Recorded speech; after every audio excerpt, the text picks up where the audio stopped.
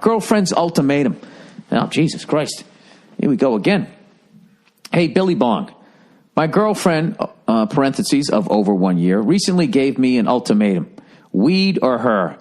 I chose weed. All right. There's a person who knows what he likes. Did you say that? Did you say that in the moment? Did you wait a few days? Did you mull it over for at least a few minutes? Sick of your pot smoking, okay? And I know that, I said earlier that I was okay with it, but the truth is I'm not. You're high all the time. I think it's affecting you, and it's just, I'm to the point I can't do this anymore. So you need to make a choice. Either you choose me or you choose marijuana. What's it going to be? I'm going to choose the weed, sweetheart. See ya. She's going to slowly walk with her head down out the fucking door. It couldn't have gone down like that. Anyways, however, as I perceived it, it was a choice of reason versus absurdity, not her versus weed. Allow me to defend myself. Absolutely, sir. You have the floor. Or man, this might be a lesbian relationship. My girl and I started smoking together about 2 months ago. She was never big on it, but I was a self-admitted pothead in the past. We started smoking a couple months ago at her request. We would smoke 1 or 2 hits per night before bed. Well, last night, she decided that she didn't like smoking weed anymore because she doesn't like the feeling of being high.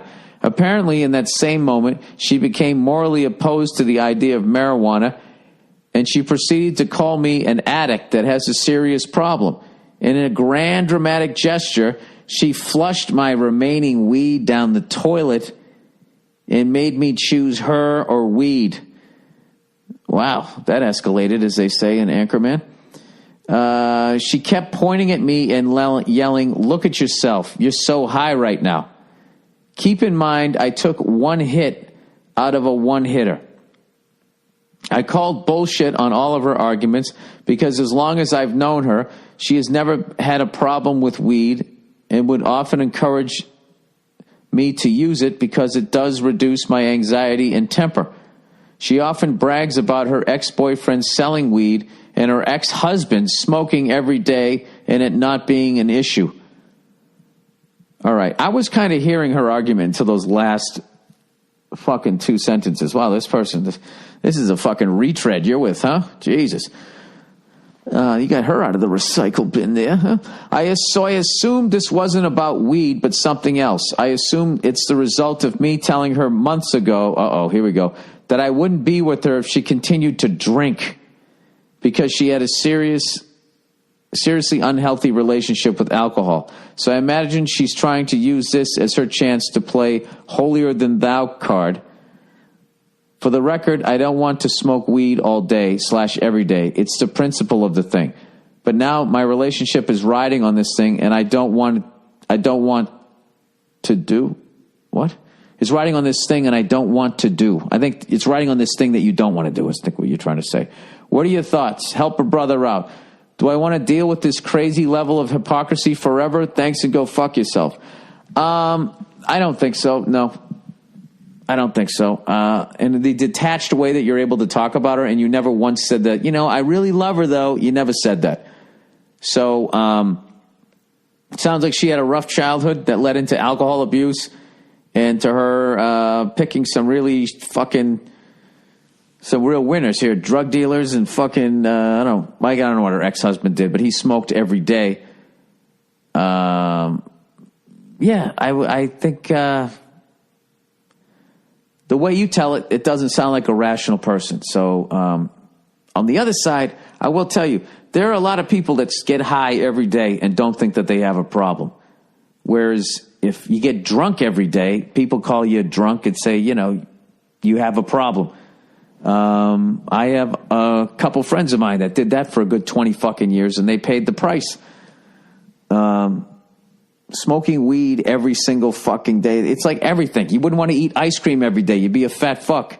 If you drink booze every day, you're going to have a bad liver, gallbladder, gin blossom. I mean, fucking alcohol is brutal. And I actually, now that I've finally been educated a little bit on weed, I really do believe it's way, way worse.